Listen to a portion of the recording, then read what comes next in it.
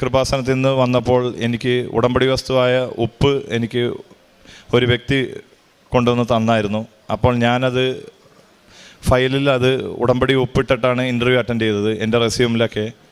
അപ്പം ഞാൻ എൻ്റെ റെസ്യൂം കൊണ്ടുപോയി ആ ഒപ്പിട്ട റെസ്യൂമാണ് ഞാൻ കൊടുത്തത്. പക്ഷേ അത് നോക്കിയപ്പോൾ പുള്ളിയുടെ കയ്യിൽ ഇനിയൊരു റെസ്യൂം ഉണ്ടായി. ആ ഒപ്പിട്ട റെസ്യൂം അവിടെ ടേബിളിൽ വെച്ചിട്ട് ആ റെസ്യൂം പഴയ റെസ്യൂമായിരുന്നു എൻ്റെ. അതിൽ വളരെ അത്രയും എക്സ്പീരിയൻസും കാര്യങ്ങളും ഞാൻ കറക്റ്റായിട്ട് മെൻഷൻ ചെയ്യാത്ത ഒരു നോർമൽ CV ആയിരുന്നു.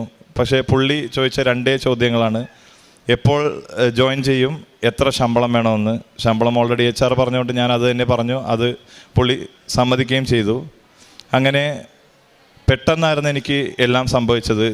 ഒരു ചെറിയ കാര്യത്തിൽ നമ്മൾ വിട്ടുപോയതിൽ പെട്ടെന്ന് എല്ലാം ശരിയായെന്നുള്ളൊരു ഫീലിംഗ് ആയി.